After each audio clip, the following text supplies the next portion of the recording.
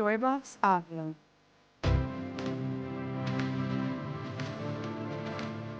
రామగుండం దగ్గర నుంచి పాదయాత్ర చేసుకుంటూ పెద్దపల్లి నియోజకవర్గం అట్లానే మొత్తం ఉద్యమకారులందరూ కూడా కలిసి వచ్చినారు.